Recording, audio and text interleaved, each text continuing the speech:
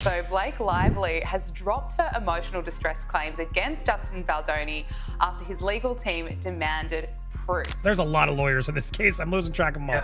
But Justin's side.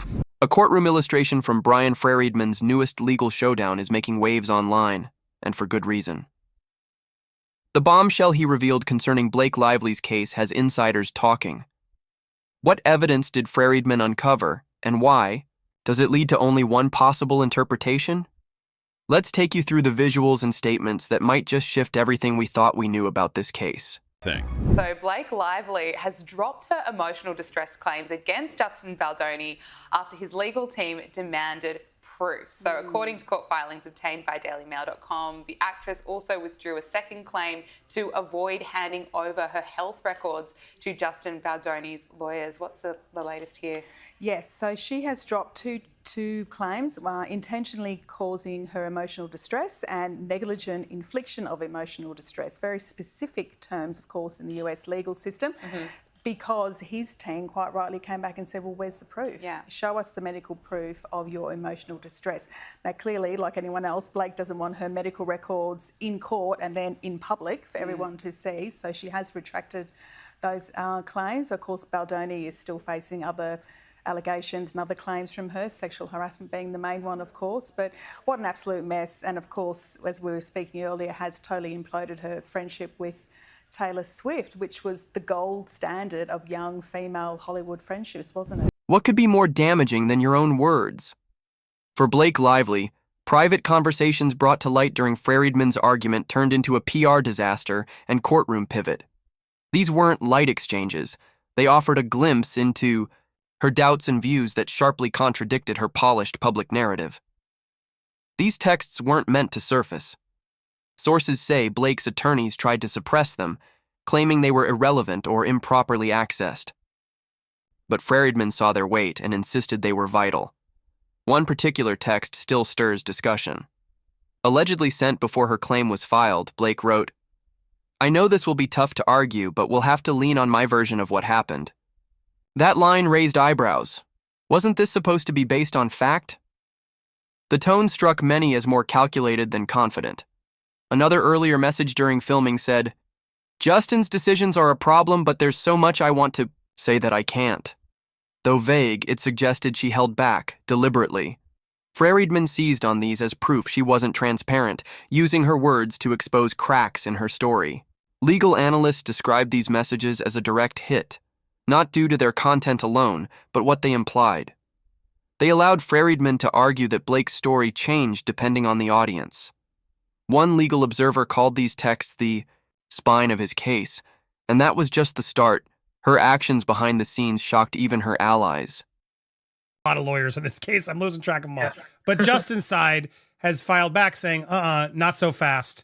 Very quickly saying, look, if you're going to withdraw this, then it needs to be with prejudice to ensure it can't be refiled. They have a motion already out to get her medical records, and clearly that seems to be the sticking point here, the pressure point that they've achieved. Well, if you're going to declare emotional distress, we get to see more of your medical records, et cetera, et cetera.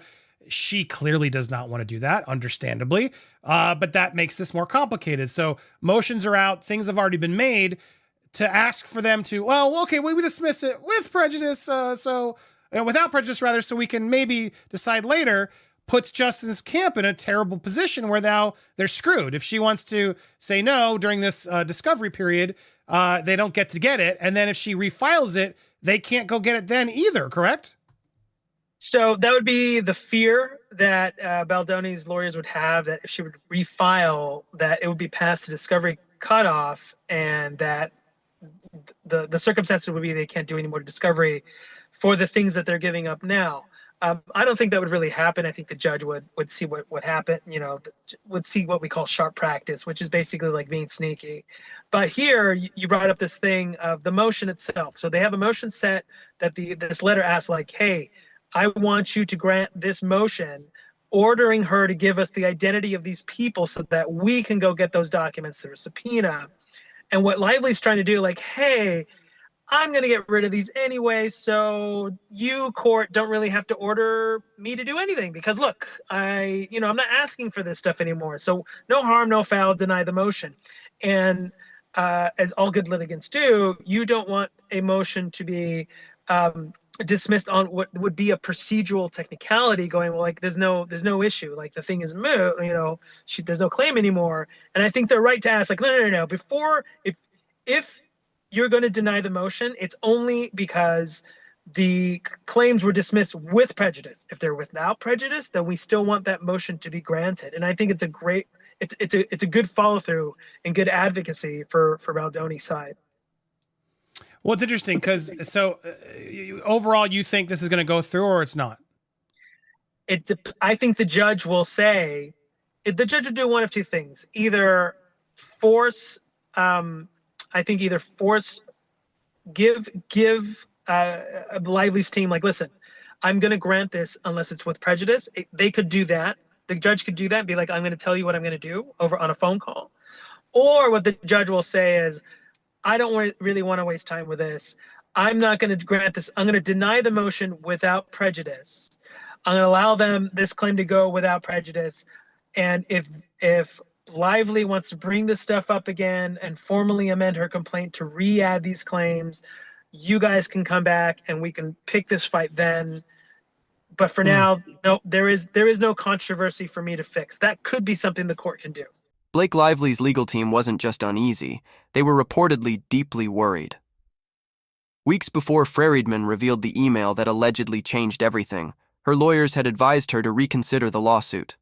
Not due to lack of conviction, but because the foundation of her case was starting to show cracks. Outwardly, things looked fine, but insiders say pressure was building. Her attorneys, responsible for crafting a strong case, began to doubt if they could win.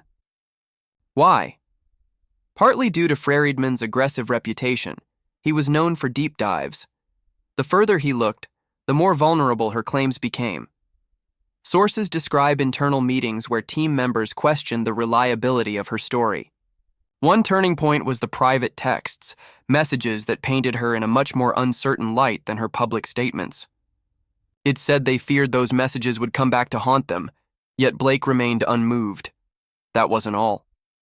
Freedman's skill at twisting inconsistencies into powerful arguments reportedly unsettled her legal team. Some emails and statements she made pre-trial were seen as weak points Freedman could exploit. One source claimed it would only take a few such moments to unravel her whole case. Tensions reportedly peaked as her team urged her to reconsider moving forward. But Blake didn't back down. Why? Opinions vary. Some say it was pride. Others say she wanted to stay in control and wouldn't backtrack publicly. By charging ahead, she gave Freedman more tools. Each action became another angle for attack. This friction within her legal circle didn't stay private. Sources say it disrupted their strategy just as Freedman began gaining ground. And soon, one document would reportedly undo everything. So her temporal window of where she can have the jury calculate loss, right? Loss of money for her business will probably stop at the point that she filed her lawsuit. And so it's going to be a very small window, because what she would like is like from whatever day she decided she was being retaliated against to today. But Baldoni's team would probably do what I would do, which is like, listen, you cannot blame us for defending ourselves and saying by us defending ourselves in court that you lost money. That's something that's protected. And the court will be like, yep, that's right. So when was the date that you guys filed? Oh, this date? Okay, you can't get any, assuming you can prove loss of profits at all, it cannot go past a certain date, which is probably the date she filed the lawsuit and the New York Times article came out. Because after that, it's too speculative, right? The courts don't allow the juries to enter into and entertain anything that's too speculative, that is so highly controverted. So it's a big, if this is true, which I probably is, I mean, just from a conceptual standpoint, her window for what's called the economic damages, the thing that you could try to calculate, will be a very, very small window and not past the time the New York Times article came out. When Bryan Freedman finally struck, no one was prepared for what followed. Most expected the case to come down to conflicting versions of the truth. a classic legal tug-of-war. But then Freedman produced his ace, an email. And it wasn't just any document. It changed the courtroom dynamic completely. Sent directly from Blake to a senior production member, the email referred to a critical filming period with Justin Baldoni. What made it explosive wasn't only the content, but when it was sent, days before those scenes were shot, the wording revealed control. "Justin needs to follow my lead here even in things we haven't mapped out yet," she allegedly wrote. That line played right into Freedman's strategy. It painted Blake not as a passive participant, but a driving force. He argued this directly contradicted her claims of being sidelined or powerless, but it didn't stop there. Freedman broke down the tone, confident, assertive, calculated. A tone that didn't match the vulnerable image presented in court. Through cross-examination, he highlighted this contrast. By the end of the day, courtroom watchers acknowledged the tide had turned. Even Blake's strongest backers reportedly looked concerned. Hollywood insiders picked apart the on-set moves that reportedly undermined Blake's story, agreeing that this one email shifted perception. No matter what came next, the damage was done. Freedman's use of the email wasn't just tactical, it was lethal. Her argument began to unravel, and belief in her claims dwindled fast. But this wasn't the only blow. Freedman also focused on her behavior during filming, long before legal action began, and it raised even more troubling questions. May have been as damaging as this so-called smoking gun. I submit this affidavit in opposition to the motion to strike by Blake Lively, elaborating the basis for the subpoena to Taylor Swift. On February 14th, 2025, I received a voicemail from a person very closely linked to Taylor Swift, whom I subsequently called back the same day. Out of respect for the individual in question, I am not identifying them at this time. However, should the court direct me to do so, I will comply with a court order. During the February 14th phone call, which lasted approximately 1 hour, the speaker told me that they had been informed that J. Douglas Baldridge, counsel for Taylor Swift, and a partner at Venable, had received a phone call from Michael Gottlieb, counsel for Blake Lively and Ryan Reynolds, during which Mr. Gottlieb requested, on Miss Lively's behalf, that Taylor Swift make a social media statement in support of Miss Lively, given her absence from the Super Bowl that year, and stated that if Miss Swift failed to do so, Miss Lively would release 10 years of private texts with Miss Swift. The individual also told me that they had been informed that Miss Baltridge had accused Mr. Gottlieb of extortion and ended the call. During the same 14th call, the individual told me that they had been informed that 4 or 5 months earlier, Miss Lively had requested that Miss Swift delete her text messages with Miss Lively. I was connected to this individual through a mutual friend who informed me that the individual wanted to talk. We have had several phone calls since February 14th. On a later call with the same individual, the individual told me that Mr. Baltridge had sent a written communication to Mr. Gottlieb relating to their phone conversation. My office issued a subpoena to Taylor Swift for the purpose of seeking the aforementioned written communication. I swear under penalty of perjury. Guys, do you get how big this is and how much this is exploding in Blake and Ryan's face? This is unreal. And again, I'm going to promote this shirt. I put it on again. Taylor Swift is declaring, I am nobody's dragon, girl. I am not your dragon. I've stayed quiet. I've stayed away. But girl, now that I'm getting dragged in this, you're about to get run over because I am not going to hold back. And I would bet you all of this was like, well, you got to do that. You got to serve me. Yes, here's the tip, but you didn't hear it from us. You got to push it. You got to push it. And I bet you there's a part of Taylor that's kind of like, yes, subpoena me, do it. I mean, of course, as Ron said yesterday, Ron Zambrano told us, yeah, every celebrity pushes back. All this sort of stuff happens. But man, this is ugly. Notice. Blake Lively's legal version portrayed one image, but what she did on set told another. And Freedman didn't hesitate to spotlight the contradiction. Insiders say Blake's role during filming often clashed with her court narrative. Instead of a passive participant unaware of her co-star's alleged conduct, she was seen actively directing key aspects. This caught attention, even among those who supported her. Several sources claimed she took command frequently, especially in delicate scenes coordinating movement, tone, and execution with both crew and Baldoni. Blake had a firm vision and led the process, one insider noted. This went beyond creative input. It was about authority. Yet in court, she claimed discomfort, surprise, and lack of control. One moment stood out. During a crucial scene, she allegedly gave Baldoni real-time feedback to add more emotional tension and spontaneity.